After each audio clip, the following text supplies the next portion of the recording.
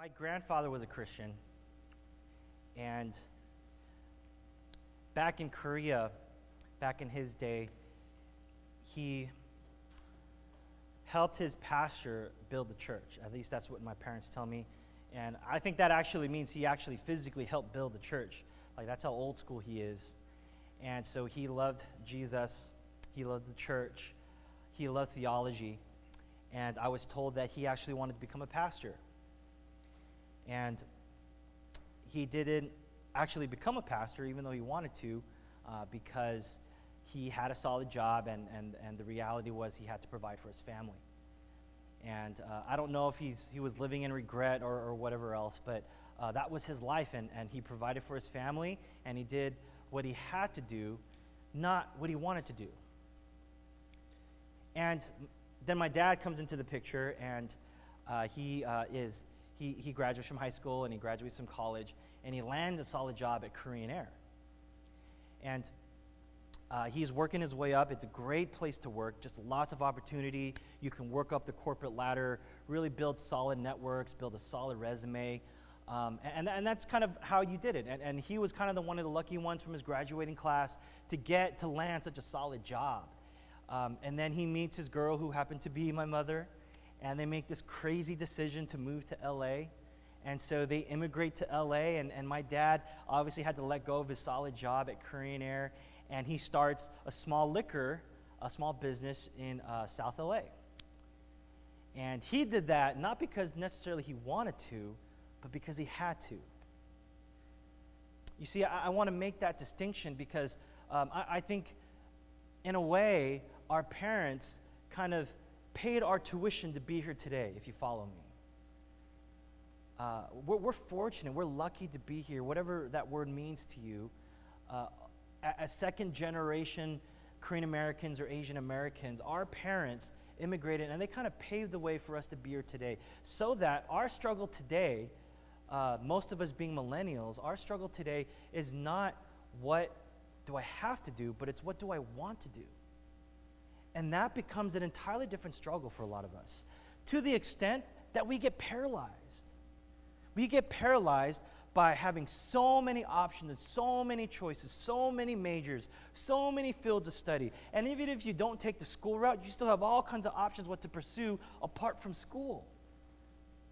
And so, that's a good struggle.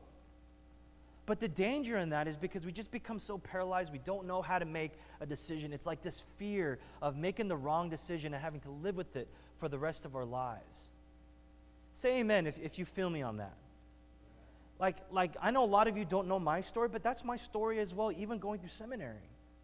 And then what happens is we're Christian. And so we throw a little bit of theology into the mix, and so then our struggle is no longer, what do I want to do? Now our struggle is, what does God want me to do? And that's an entirely different thing on its own. What does God want me to do for my life? What is God's calling for my life? What is God's will for my life?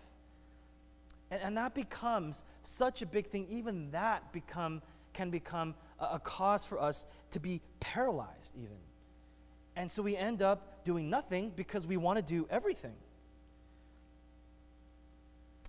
Look at what Paul says in verse 3. For this is the will of God. It's almost too simple, right? For this is the will of God, just in case you didn't see that. Your sanctification. Sometimes it's the simple truths that are harder to obey. If you've ever complained about how hard it is to read the Bible, this is clear as day, man. You can't escape the simplicity of this. Paul is saying God's call for your life is to be sanctified. In other words, it's to be more like Jesus. Repeat after me. Be more like Jesus. I think you're Christian enough for the most part, right? If you grew up in the church, you're Christian enough. You have enough theology to kind of unpack that on your own. Be more like Jesus. That is God's will for your life. Pastor Howard, you don't understand. You're a pastor. You don't understand me. Here's my struggle. My struggle is I'm thinking about going to grad school, but if I go to grad school, it's thousands of more dollars of student debt, but I'll have more options in the future. Or I could just not go to grad school and just pursue my job here and now. Be more like Jesus. No, Pastor Howard, you don't understand. You're a pastor. You don't understand, right? Because we don't understand anything because we're pastors. Like, you don't understand, right? This guy I'm dating, man, he's good looking. He has this solid job, right? And he says he's a Christian, but he doesn't really go to church, but whatever, right? He makes good money and he likes me. Should I marry him? You know, God's grace works, right? Should I marry him? Be more like Jesus. No, but you don't understand, right? I don't understand. Should I take the higher paying job and be more stressed? Or should I take the lower paying job and be less stressed? And then I can spend more time serving church. Be more like Jesus. Sometimes it's the simple truths that are harder to obey. When I keep saying be more like Jesus, I'm not trying to be overly simplistic. I'm not trying to send you home, with this ambiguous truth. What I'm trying to get you to do, what I want to stick for you in these overarching weeks, in the overarching message of these next few weeks, is sanctification. It's being more like Jesus. It's to pursue a God-centric life. I really wonder how many of you include God in the major and minor decisions that you make in your lives. I really do wonder that. Just because you call yourselves Christian and just because you go to church on Sundays, it doesn't mean that everything in your life is going to be Jesus-centered. Do you actually pursue God and really be more like Jesus in the major and minor decisions that you make? And so the reason I share that is because when the Bible calls us to be sanctified, more and more you're going to find out that what that means is that there is a clear distinction between how the Bible treats sanctification and how the world treats sanctification. The world's idea of sanctification is do you, be happy, whatever makes you happy. There's no such thing as morality. Do what you got to do. And then there's this distinct kind of biblical kingdom economy kind of value system that we have to pay attention to. And then Paul's going to say, be different from the world, but be different from the world how? Specifically in terms of sex. See, I had to kind of build that kind of a foundation for you because it's not just about sex, it's the pursuit of holiness. Now, go to verse 3.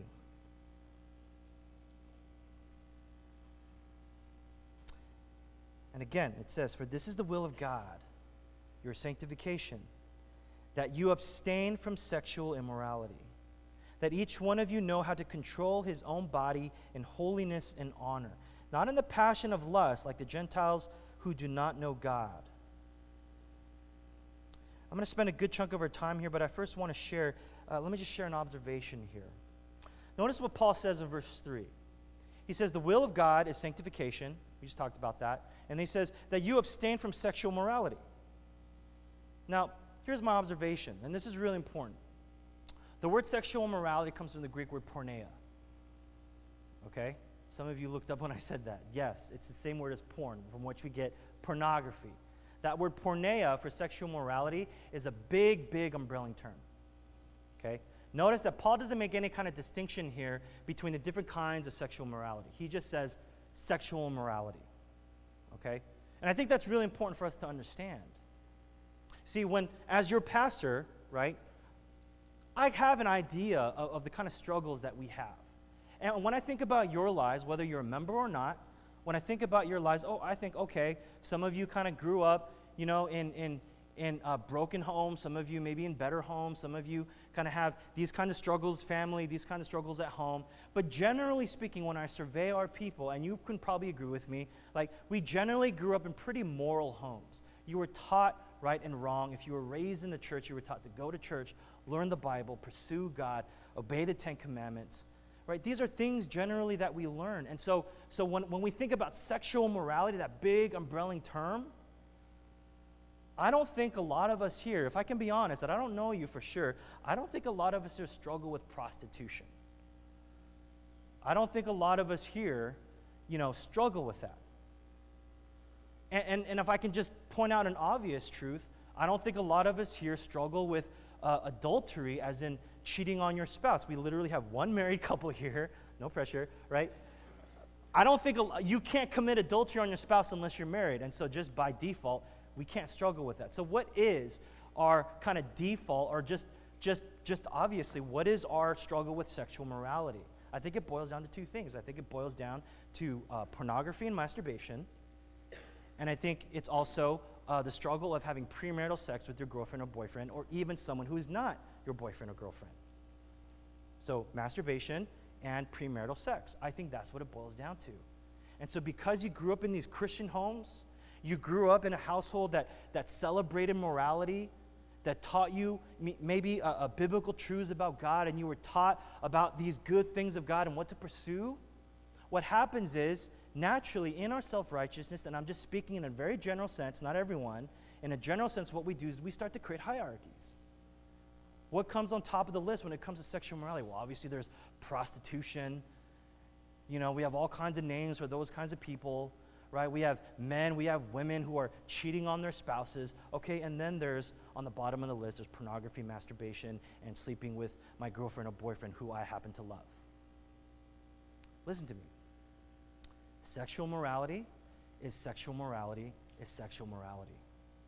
Notice, Paul does not create hierarchy.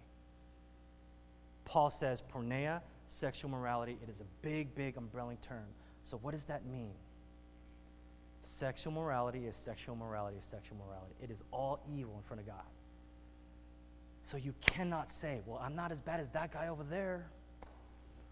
You can't say, well, that girl over there, I mean, obviously I'm more righteous than her. You can't do that. And so here's what I want us to pull from this. Just from this observation, I think there are two things that we can pull from this. One, we're all in the same boat. Every single one of us, all of us, we're all in the same boat. Now, I'm not going to actually make you do this because we're too Asian to do this, right? But if we weren't so as Asian, or maybe this is kind of a general church thing, if I said, raise your hand if in the past week you had any kind of sexually impure thoughts or sexually impure deeds, I think 90 to 100% of us would raise our hands. And I would think even maybe in the past 24 hours, I would ask you to do that. I think it would be very, very similar. And so when we take a look around, right, we think, man, that's everybody. Every single one of us, you can't say, right, well, I read 30 minutes of more Bible than the next guy. What does that have to do with your sexual impurity? Sexual morality is sexual morality is sexual morality. That's every single one of us. We're all in the same boat. But if I were to flip the switch on that, I'm going to say this, yes, but we're all in the same boat. What does that mean? There's this weird sense of comfort where if we were to all raise our hands, every single one of us, in the past 24 hours, week or month or season, you struggle with some kind of sexual immorality, if every single one of us raised our hands, including the pastor, there's this weird sense of comfort that says, you can identify with the struggles that I'm going through. I'm not saying we should justify our sin because everyone's doing it. That's not what I'm saying. I'm saying that when you see everyone around you raising their hand, confessing that they struggle with sexual immorality, there's a comfort in that.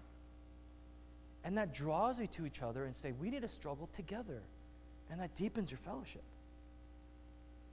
You see, this word porneia, sexual morality, it's an umbrelling term for all kinds of sexual morality. And I think that frames us for what we're talking about today. It just puts us all in the same boat. There's no self-righteous boat sailing 3 miles away. We're all in the same boat. I want to make another observation here. Paul says, abstain from sexual immorality, but he doesn't say abstain from sex. Right? Super simple, I know, but that's really, really important. He doesn't say abstain from sexual, or he does say abstain from sexual morality. He doesn't say abstain from sex. So that means that if there is such a thing as sexual immorality, then there must be such a thing as sexual morality. In other words, if there's a wrong kind of sex, then there's a right kind of sex. So let me reassure you of a biblical truth. It's true cover to cover, through and through. Sex is for marriage between a man and a woman. Sex is for marriage between a man and a woman. I want to show you something. Pay attention to verse 5.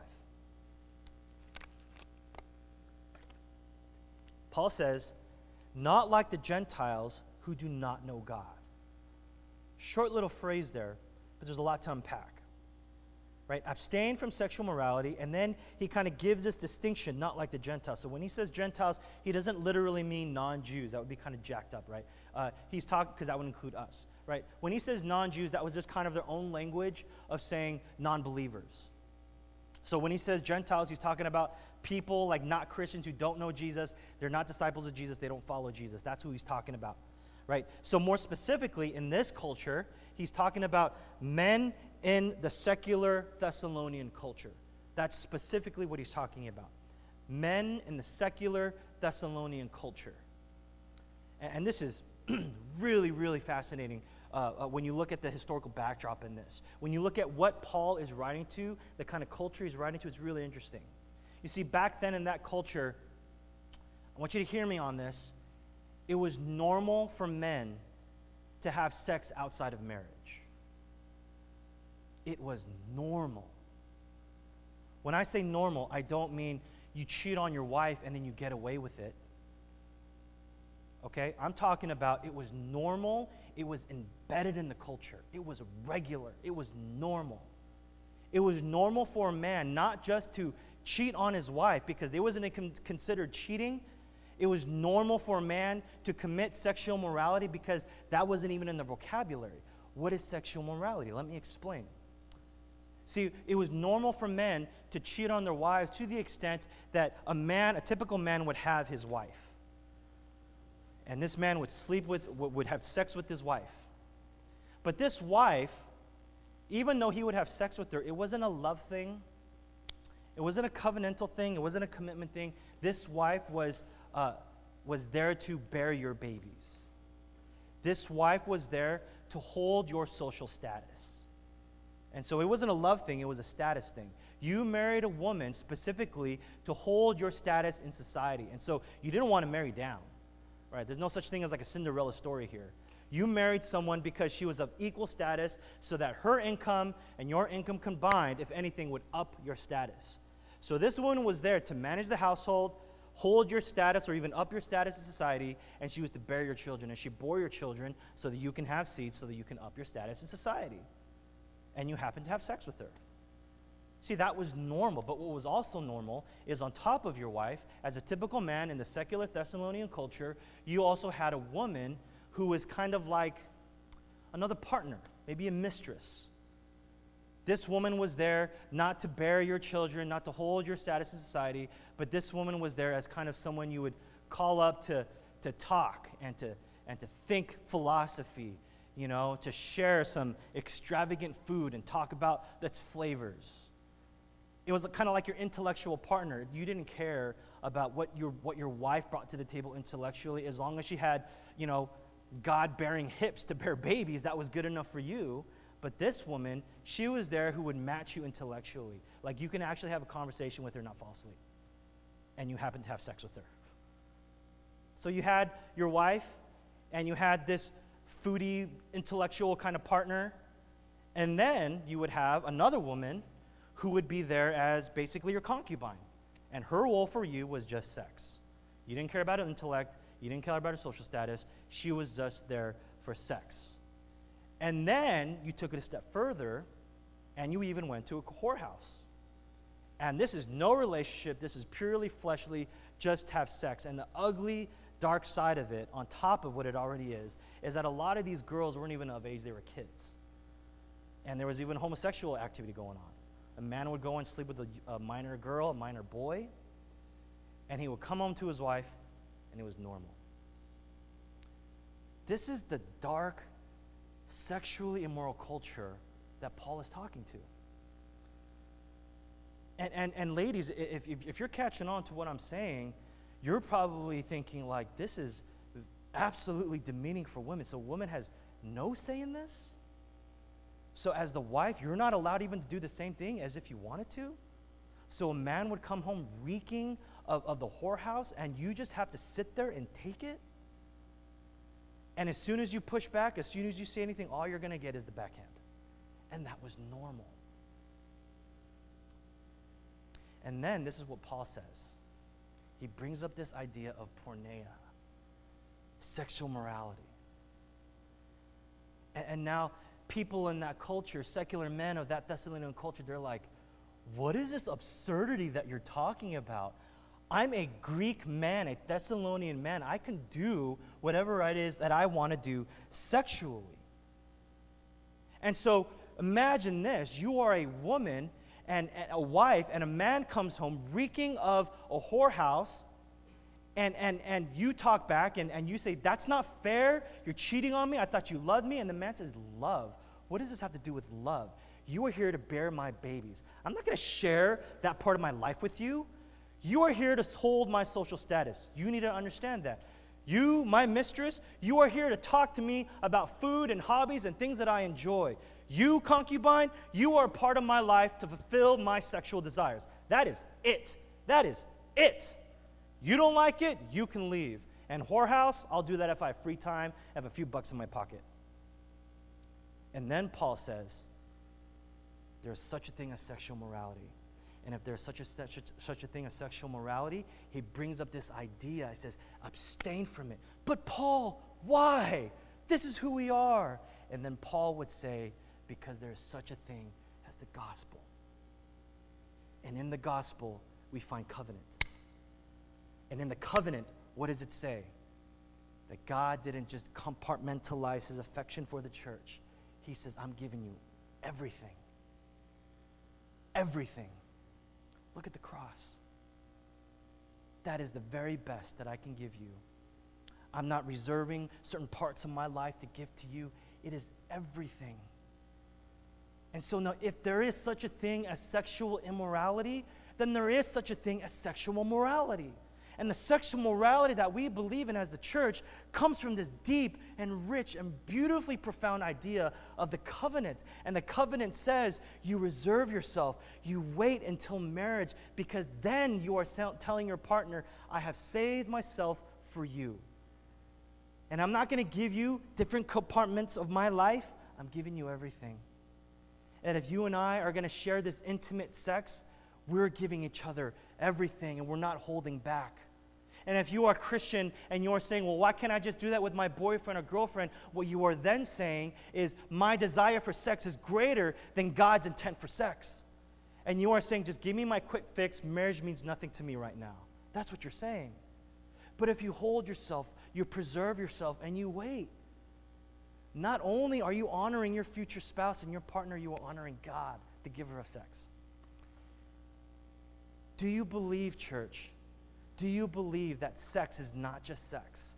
Sex is more than just a physical. You are connecting souls. You are engaging with your lifelong partner, and you are allowing God to bless it. Notice, when Paul talks about sexual morality, he doesn't say sanctification. By the way, let's talk about sex. No, he says under the umbrelling term of sanctification, pursuing Jesus, being more like Jesus, there is such a thing as sex. Sex is highly, highly theological. Sex is highly, highly on God's list of what we are to pursue in a right and good way. In marriage, in the context of marriage, between a man and a woman. In a culture that demeaned men and women through the lens of sex, the gospel brings value and dignity to men and women. In a culture that says sex is just sex, the gospel shows us that sex is a beautiful sign of the covenant. So church, we need to believe this. God's desire is that sex is for marriage.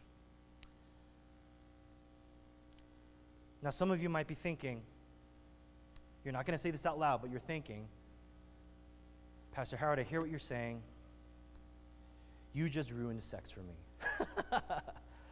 That is not what I was thinking about sex.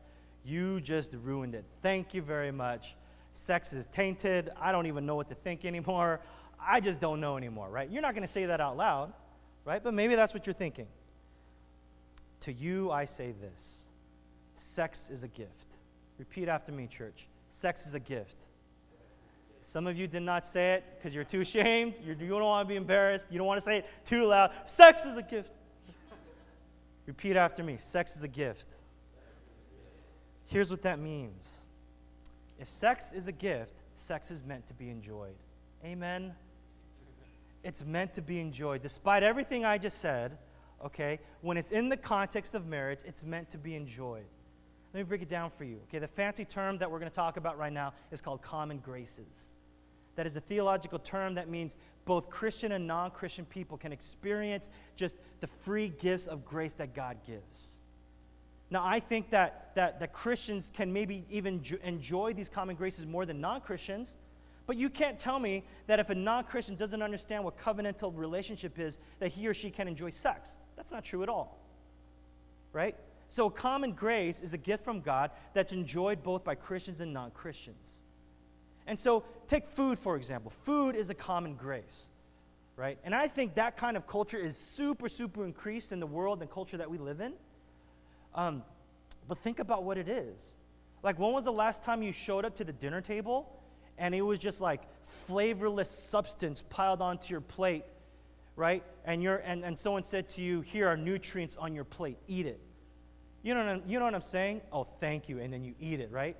Right? I don't need to enjoy this. I just want to be healthy. No one says that, right? The fact that we can taste food, the fact that there is food all over YouTube, all over the internet, and all over our social media, the food that there are different textures, the very fact that you can smell it, the very fact that you can enjoy it and compare the difference between two different kinds of cheeseburgers, you know what I'm saying? And then write a whole blog about it. The fact that we can do that means food is a gift from God. But the danger in that, like food, like alcohol, like relationships, like anything in the house, even money, anything can be an idol. When you use it outside of God's original intent, that's when you are putting the gift above the giver.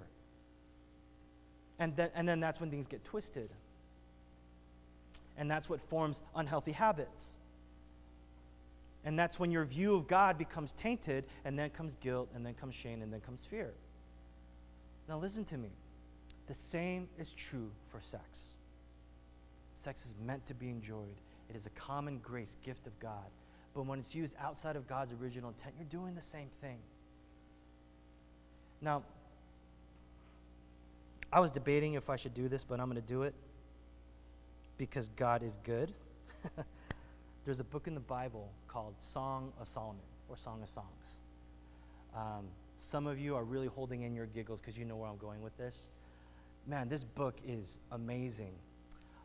Turn to the book of Song of Solomon. It's in the Old Testament. If you've gone to Isaiah or Jeremiah, you've gone too far. I'm saying that because some of you have never opened up to this book. I want to encourage you to read it. Increase your knowledge, increase your theology of sex. Here it is. Solomon wrote this book. This book is all about celebrating the love between a love and a woman, or between a man and a woman. Celebrating the love between a man and a woman, which includes, obviously, sex.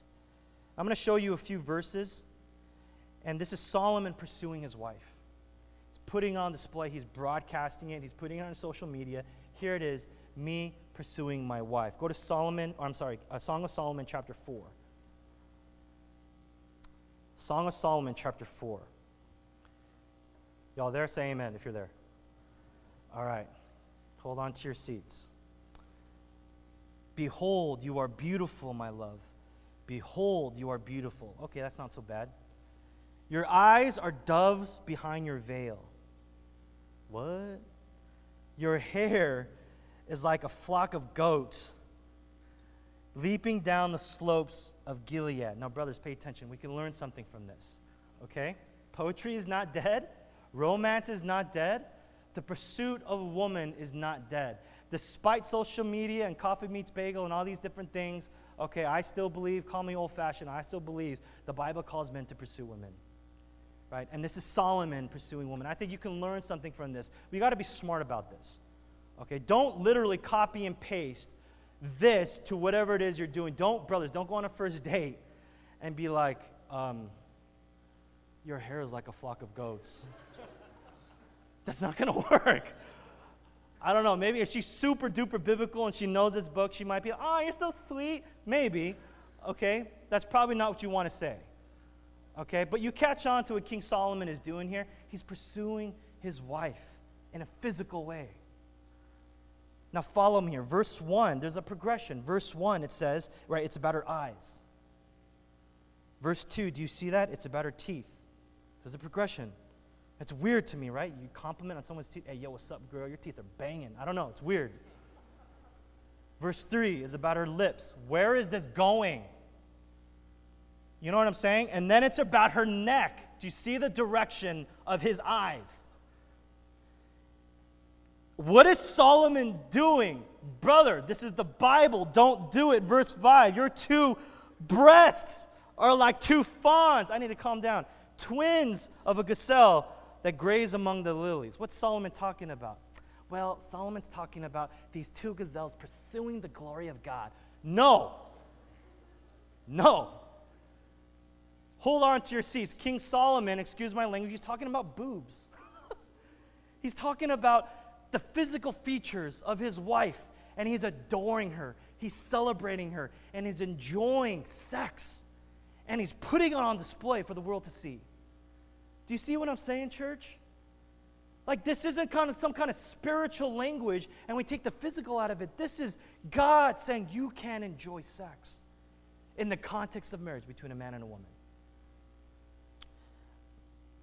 You see, what Solomon is doing, I'll just be plain, he's checking out his girl, his beautiful bride. He says in verse 9, you have captivated my heart, my bride.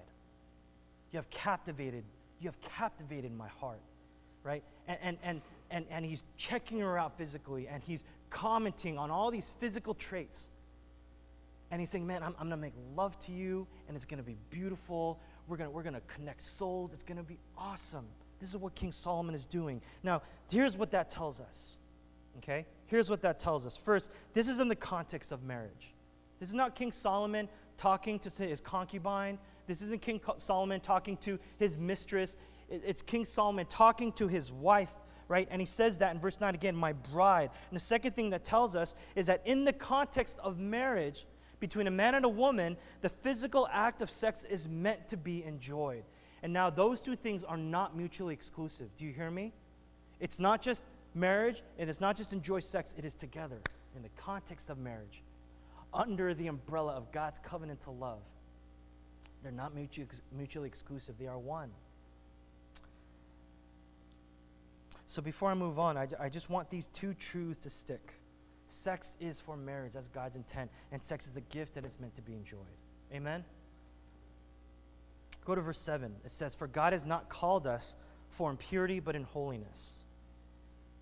I'll read that again. For God has not called us for impurity, but in holiness.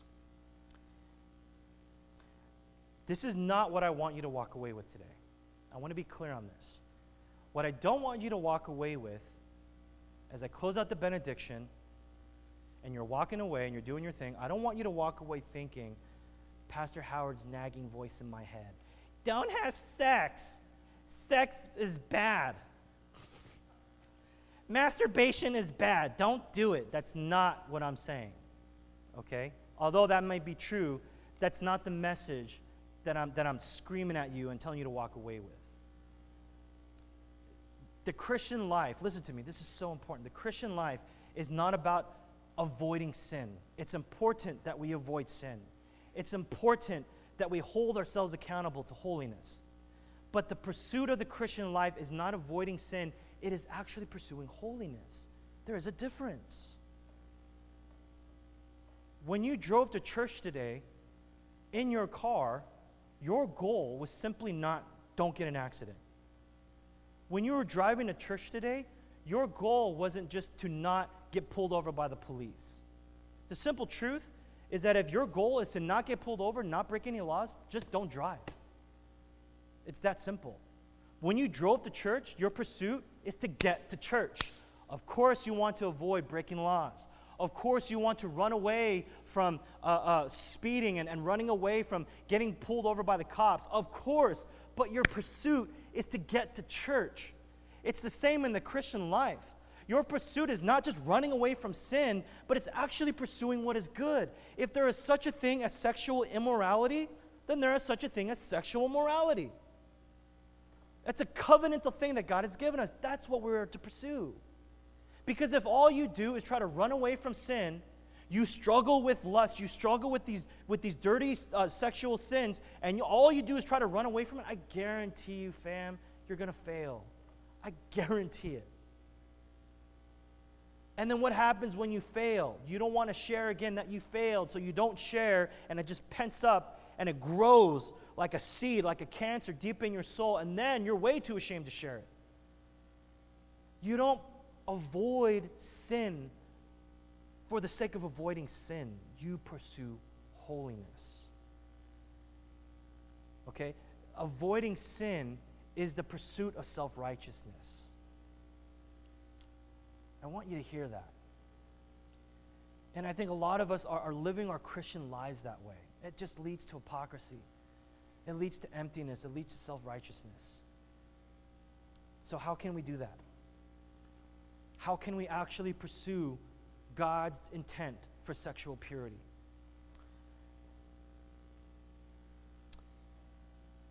Let me just hit you with some applications. And by application, it doesn't mean light. First thing is talk about sex more. Talk about sex more. Some of you are nodding your heads, but some of you will not do this. It's just too hard. Pursue healthy discussions about what it is. Pursue healthy discussions about what God desires. Small group is an awesome platform to do this, but it doesn't have to be small group. Live stream, hear me when I say this. When someone opens up about their sexual life, let's be mature about it. Okay? I'm really hoping that in small groups, when someone opens up about their sexual struggles, you don't giggle like in the back of your seat. I hope you're not doing that. That's not what I'm talking about. When I say let's be mature about it, I mean accept it. Don't just be like, okay, I'm blocking this. I don't know what to do with this. Okay? I think our talk about small group and our talk about sharing, I think it's very, very saturated with this idea of sharing, which is good. We need to share. But I don't think we talk enough about actually receiving. What happens when actually someone shares, when someone actually is communicating content about their life? What do you do with that? Right? Do you just kind of move on to the next guy? You kind of move in a clockwise fashion, right? Because I knew you do that in small groups. Okay, not clockwise, counterclockwise, whatever it is, right? You take turns sharing, and there's no kind of feedback, there's no receiving, unless the small group leader has something brilliant to say, no one's going to say anything. You also have to receive. When someone opens about their sexual struggles, and then they receive nothing, guess what's going to happen next time? They're not going to share. Why share if no one's going to receive it? You see, when someone shares, you don't have to be able to give the most profound theological truth. That's not what small groups are for. When someone shares, you receive it. It could be something as simple as, I can identify with that. Maybe not to the fullest extent, but that struggle you have, that darkness you experience, I was there last week. That's it. You don't have to say, you don't have to preach a sermon. And you can be even honest as to say, you know what, I have a tough time identifying with that, but I'm here and I'm trying and I'm listening. Receive it. Someone shares the sexual struggles, receive it. And then struggle through it together. Get in the same boat. That's our vision for small group. To get into the same boat of struggles, of joys, of celebration. You link arms and you move forward. You are not called to give sermons to each other. That's my job. Your job is to go to small groups and talk about how good or bad Pastor Howard's sermon was. That's why I don't go to small groups. And you can gossip about me. Don't gossip about me. You can talk about the sermon and deconstruct it and criticize it and then struggle through together. That's what small groups are for. So just because you don't have some brilliant theological essay to present, it doesn't mean that you don't receive. So that's what I mean. Talk about sex more. Talk about sex more. Second, educate yourself about sex. Read books. Read articles. There's a lot of good content out there, but you got to be careful what you read. Tim Keller has a great book on marriage and sex. Educate yourself. And I appreciate that you are here every Sunday listening to these sermons, but there are other great preachers out there who are absolutely way more informed and smarter than I am when it comes to sexual issues. Listen to what they have to say. Educate yourself and share that with people you trust. And so I think when we educate ourselves on sex, I think we begin to realize more and more that we actually are in the same boat. When Paul talks about this word porneia, this general umbrelling term of sexual immorality, we begin to realize that everybody in this room is actually struggling with the same things, including me as the pastor. And so when I say educate yourself, you are fueling the church, not just yourself, and you're sharing that, and you're spurring other people on to say, hey, let's pursue sexual purity together. I know it's hard, especially as Asians, right? We just don't want to feel shameful. We don't want to be guilty. It's all about being polished on the outside. But if it's real, then it's real, and we need to get down and dirty on it. Now, speaking of sex education, okay, speaking of being informed, okay, I want to speak on this one thing, and then I'll close. I want to talk about pornography. I just got some really important things that I want to share about this. Pornography is a deep, deep issue. It's not simply just lust. Okay, I'm sharing this to educate you and to form you a little bit more, okay? Porn is so much more than just sexual temptation. It's so much more than lust. Like, when you watch porn, just to kind of cut to the chase, you are supporting modern slavery. I want you to understand that. To a large extent, the reason that happens is because it's not just slavery for women and men who are in the pornographic industry. You are actually enslaving yourself. Pornography is a spiritual stronghold. Sex is not just sex. It's not just a physical thing. If God has created sex as a sign of the covenant, then what you are doing is you are doing a spiritual act in a physical way, and you're just kind of turning your head to recognize that it's just sex, but it's really not. I really hope that none of you in this room has ever been sexually abused. And so I don't want to just throw it out there like it's nothing. If you have, okay, then you will understand that sex is not just sex. If you talk to anybody who has been sexually abused and you tell them sex is just sex, what do you think they're going to say? That's what's happening in the pornographic industry. And so here's what I mean. In the context of what we're talking about, here's what I mean. Okay, here's what porn does. It's a spiritual stronghold. This is what it does. It diminishes your pursuit of covenant. It ruins your idea of what covenant is. And let me explain. Think about what covenant is in a very practical, ground level kind of way. Okay, not all this big gospel stuff, not all this big theology stuff. Let's think about what covenant relationship is in a very ground level, very practical kind of way. When you actually enter into a covenant community, or maybe you're preparing for a covenant community with your boyfriend or girlfriend, you're going to realize that there's a lot of fighting involved. Any meaningful relationship, there's going to be pushback, there's going to be heated discussions, there's going to be all kinds of fighting. There's good fighting, and then there's not so good fighting. But just because you're Christian, it doesn't mean you're not going to fight, that something is wrong with you. And so if you think about this idea of complementarianism, I don't want to get crazy into it, but complementarianism is what we believe as a church. Think about what that word means. You complement each other. You are not two individuals just existing together. You are complementing each other. Complementing each other means changing each other. It means sharpening each other. It means deepening each other. When iron sharpens iron, one iron doesn't go to the other. I don't mean to offend you, but let's just kind of rub shoulders and sharpen. No, it's ugly, man. It gets in there, all kinds of sparks fly. It gets intense. Any meaningful relationship is going to require fighting. Now, fighting may be a bad word, but heated discussions, real talk, getting into each other's lives and deepening each other. You follow me, church? That's what a covenant community is. But at the end of the day, covenant community is when you fight and then you say, but I'm still here. I don't like the things that you're struggling with, that I don't like, these sins or these whatever that you're struggling with, but I'm still here and I accept you and I love you. We're going to get through this together. Here's what porn does. Porn fast forwards all that struggle, all that fighting, and porn says, you are perfect. You're the man, you're the woman. Nothing is wrong with you. You can have it you can have it whenever you want, however much you want. It's your fantasy. That's what porn is. It's fantasy. I don't think anyone here in their fantasy is going to go in flawed. Right? That's a weird fantasy. You go into your fantasy, oh, I'm a sinner. No one says that. In your fantasy, whatever it is, you are king or queen of the universe. And so you walk in there, and it's an instant, gratuitous thing. And then what happens when you make it a habit, and it gets embedded in your head that I can have it whenever I want, however much I want, you get into a real relationship, you don't know how to struggle. What's wrong with you for not accepting me? What's wrong with you for trying to change me? And then you don't know how to confront. You don't know how to communicate.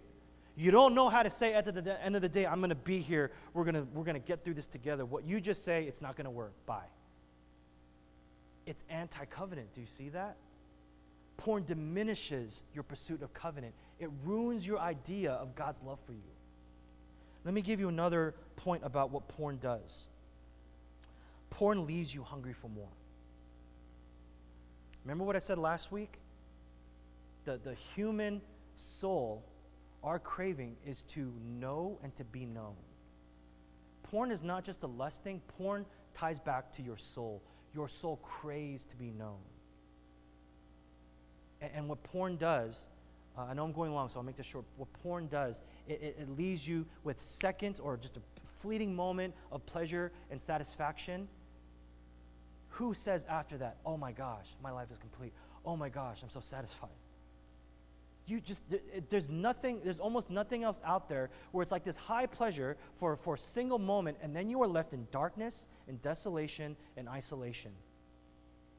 And then it's like a drug. You just increase your immunity for it, and you want more of it. So, let me close with this. What if I failed? We're all in the same boat, okay? I accept that. What if I've had sex, premarital sex with my girlfriend or boyfriend? What if I struggle with pornography and masturbation? What if I'd had a one-night stand with some stranger I don't even know? Where does that leave me?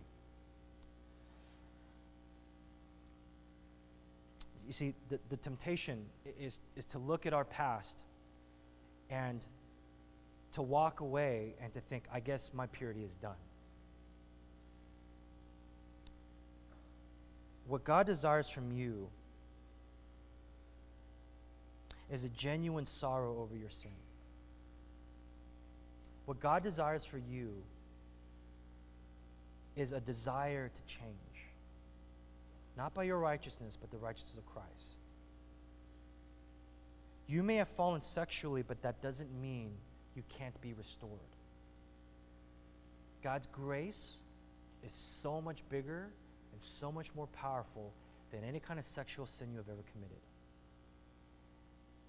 When you fall into sexual immorality, you don't just offend your spouse, you don't just offend your future spouse, you ultimately offend God.